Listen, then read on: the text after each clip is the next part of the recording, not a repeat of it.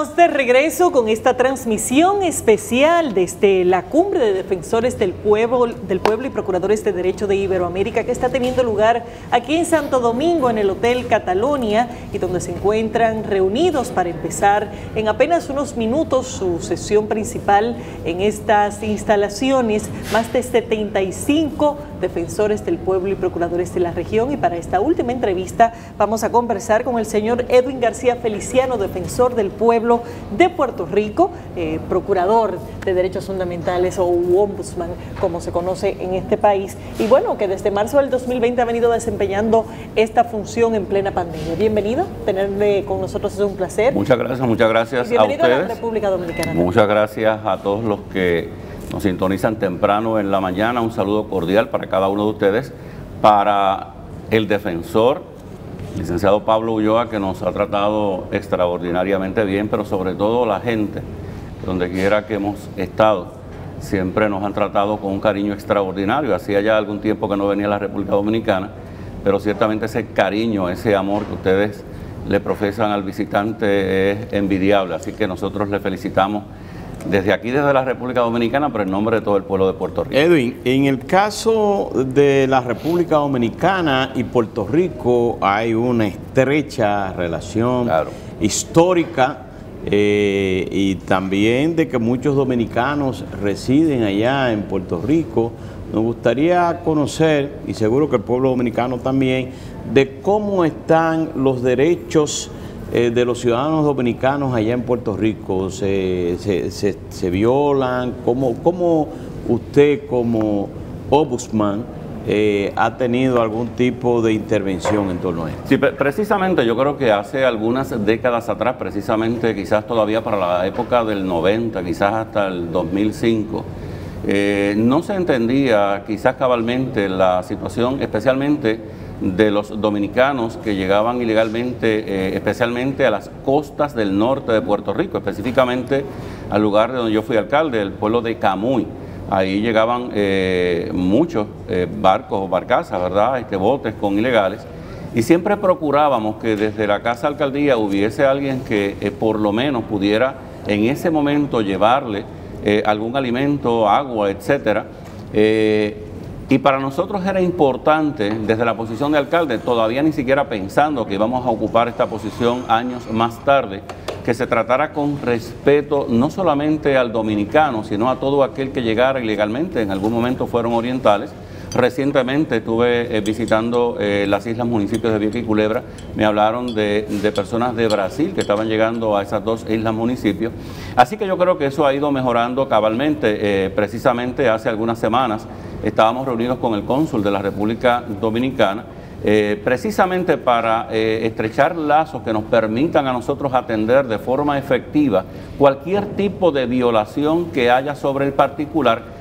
Pero más que eso, nosotros queremos trabajar con la orientación, con la capacitación, que el dominicano sepa, y precisamente una de las razones por la que estamos en esta conferencia, en esta cumbre, es para aunar esa relación con el defensor aquí de la República Dominicana, de manera que cuando haya algún dominicano que tenga alguna situación allá en Puerto Rico, que pueda comunicarse con algún familiar acá en la República, que sepan que tienen en el procurador del ciudadano la mano amiga.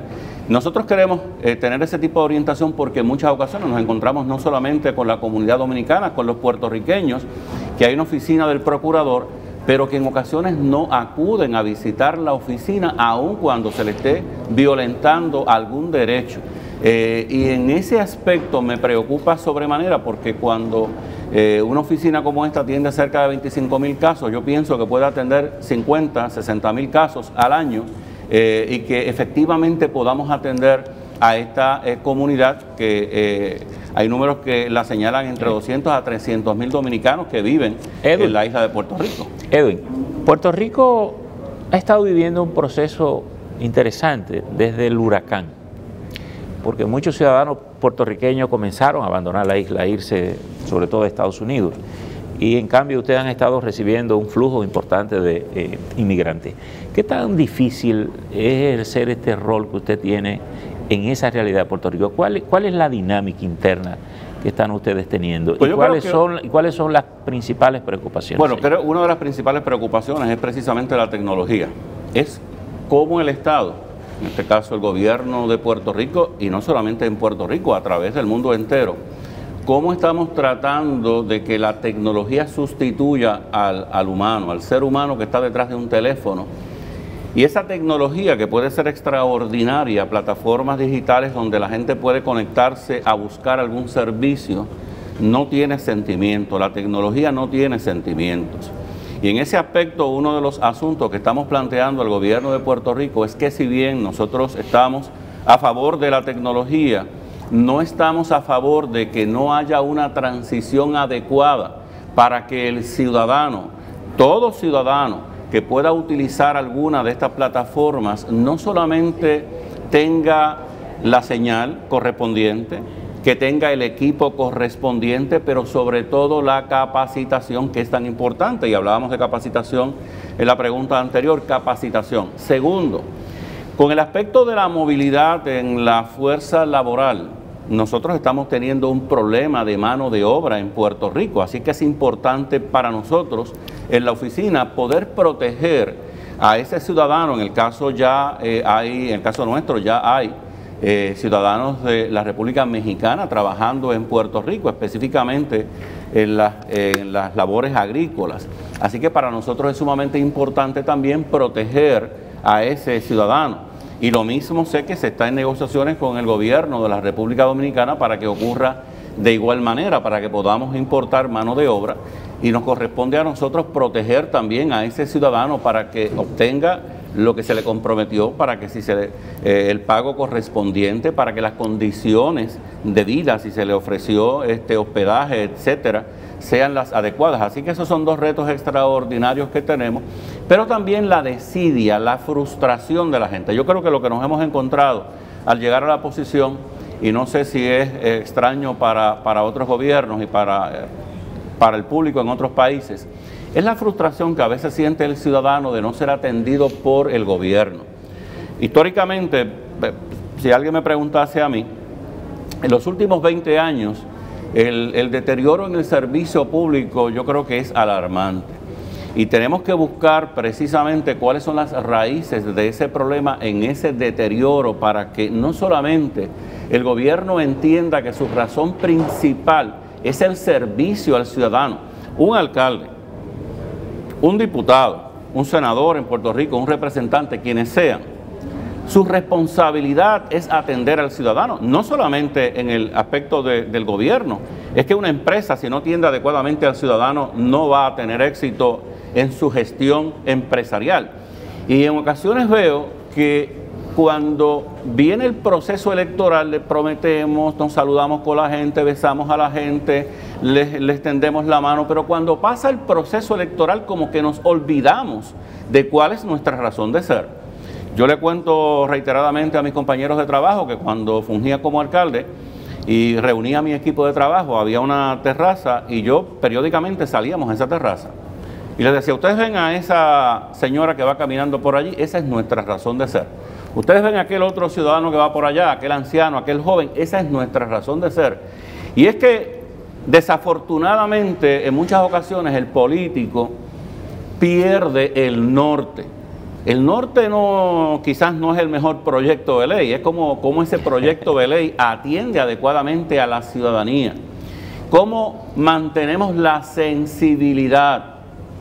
Pero esa sensibilidad no solo expresada, sino sentida, que uno realmente se identifique con la gente. A propósito de la política, Puerto Rico fue sacudida, e incluso de hecho el gobernador tuvo que salir, y ustedes eligieron a un nuevo gobernador.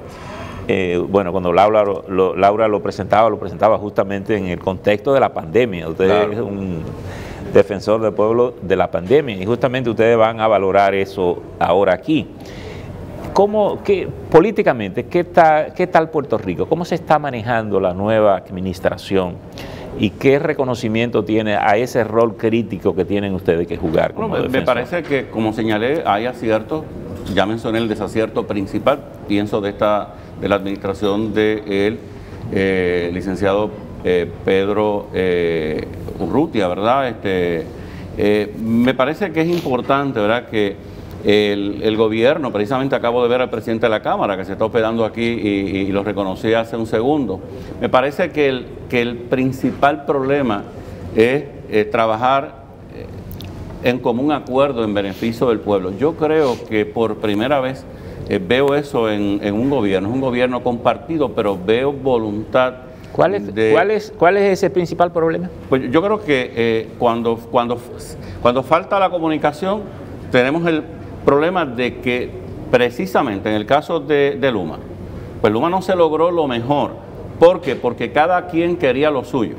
El presidente de la Cámara por un lado, el presidente del Senado, el gobernador por otro lado. Al final del camino, en el caso de la Cámara de Representantes, buscaba que eliminar el contrato. Yo creo que no era eliminar el contrato, era cómo enmendar el contrato para que el contrato representara los mejores intereses del pueblo de Puerto Rico. Así que nunca pudieron ponerse de acuerdo. Ese es el tema de la energía. De la energía. En el tema de la revitalización de Puerto Rico, me parece que el manejo de los fondos, cuán ágiles somos en el manejo de los fondos para que le llegue a la ciudadanía. En efecto, se han estado utilizando fondos, pero no con la rapidez que uno quisiera que esos fondos llegaran al ciudadano. La cantidad de fondos para vivienda, para rehabilitación, para infraestructura, obviamente a nivel municipal, que han tenido múltiples problemas y donde el gobierno también, comenzando con la administración desde el gobernador García Padilla, comenzaron a recortarle recursos económicos a los gobiernos y cómo eso afecta al ciudadano, porque el alcalde es el político más cercano a la ciudadanía. Así que me parece que la utilización de los fondos federales se convierte en el principal issue de campaña para el 2024, si en efecto el gobierno puede tramitar con rapidez ese manejo de recursos. Podría obviamente tener una nueva oportunidad, que el pueblo le dé una oportunidad. Si no tiene un manejo adecuado de esos recursos económicos, pues ciertamente cualquiera de los partidos de oposición podría tener entonces esa oportunidad. Así que yo creo que el gran reto de esta administración es el manejo de esos recursos económicos, porque la gente, ¿verdad?, el ciudadano promedio entiende que en ocasiones el fondo está disponible al otro día. Cuando se menciona por algún político, y a veces por culpa del político también, por hacerle creer al ciudadano de que el fondo va a estar disponible inmediatamente, pues el ciudadano va a girar contra ese cheque. Así es que va a girar contra ese crédito de que el propio gobernador le mencionó: el fondo ya lo tenemos disponible, cuando quizás va a estar disponible dentro de 2 años. Así que yo creo que el manejo de esos fondos es precisamente el mayor reto, el mayor problema que puede tener el gobierno de Puerto Rico, mirándolo de cara a las próximas elecciones. Bueno, ya veremos cómo fluye ese tema. Mientras tanto, defensor, queremos agradecerle su presencia no solamente en esta transmisión, sino también en el país,